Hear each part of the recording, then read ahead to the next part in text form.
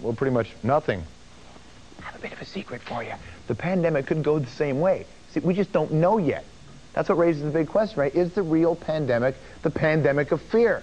Turns out our next guest had the same question. He gets calls from people worrying about these viruses all the time. Eventually, he decided to write a book about it. It is called False Alarm: The Truth About the Epidemic of Fear. From New York University School of Medicine, Dr. Marc Siegel. Doctor, thanks for joining us. You're a real doctor. Any chance on the sly you could write me a little prescription for Tamiflu? Well, I'll tell you, George, I have a problem. I've been saving all my Tamiflu for Chicken Little, and I've been hoarding it for him, but he just told me this week that he's not afraid. And we're talking about a chicken here, and he's not afraid. If Chicken Little is not afraid of getting the bird flu, what does that say about us? Because he lived through the sky is falling. All right, seriously, how much of this is about our own fears relating to the pandemic? Well, right now, it's all about our own fear. And the thing is, fear is infectious. And at every stage, fear ends up being the main problem. Right now, we're talking about a virus that hasn't mutated. We have to show a level of concern about this. It's very good that scientists are studying this in the test tube. But when scientists get out there at the press conference, that's when things get distorted. If you've been studying a virus your whole life and you get on TV about it, you're going to make it sound very, very scary. And that's what's happened. You know, it's not a matter of if, but when. It's a time bomb waiting to go off. The clock is ticking. Listen, this bug hasn't mutated yet. We have to control it in the bird population. That's where all the incentives should be, and that's where the focus should be. Well, and this is where it gets a bit weird, because it's not like a bunch of people ripping out one random page from the Bible and yelling on a street corner. These are educated people in positions of incredible integrity, working for credible organizations, saying that this is a problem. There have been 3 influenza epidemics. Is it just fear? Are we legitimate? Because these people seem to know what they're talking about. Well, I think these people are very smart, and I'm not trying to downplay the risk. But again, there are a lot of things that can get us in the world. You know, car accidents kill 1 million people per year. AIDS kills over 2 million. Tuberculosis over 2 million. Malaria over 1 million. These things are getting us now. You know, this can mutate.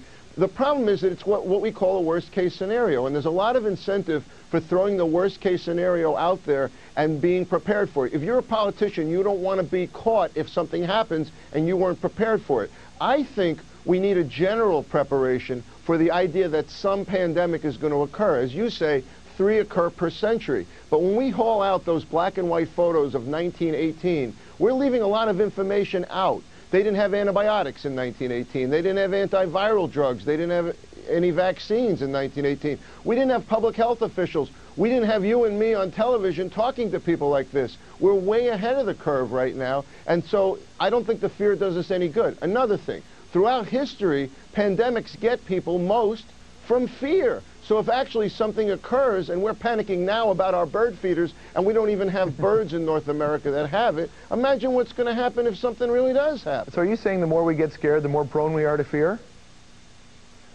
Yeah, that's what I mean when I say that it's infectious. It's an epidemic. But worse than that, the more fear we feel, the less precautions we take. So in fact, if there was something out there, you talked about the killer bees. I mean, there's been many scenarios like this. SARS, I mean, look what SARS did in 2003. The whole city of Toronto was cordoned off. Everyone was afraid to go there. Now, granted, there was a reason to be concerned about SARS. It, too, was an emerging disease, and it affected humans.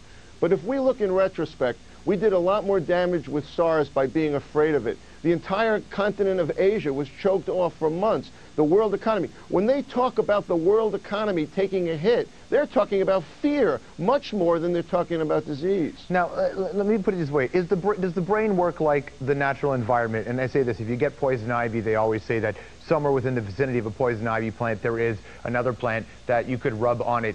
Fear is a very natural, very primordial emotion. It's in our head. Do we have something within us that helps us fight this natural reaction to fear?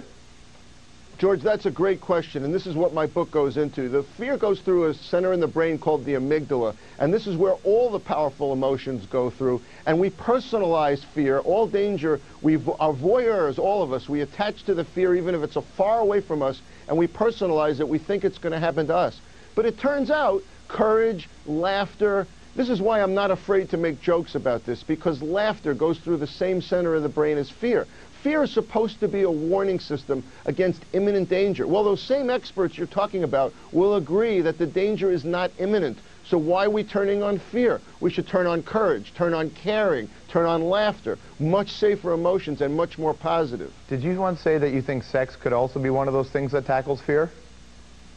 I think it does. I think it works great. It's a great diversion. I recommend it to everybody. Can you imagine that? But baby, I'm scared. I'm scared. Dr. Siegel, thanks for your time. George, my pleasure. Dr. Marc Siegel there for you. That's fine.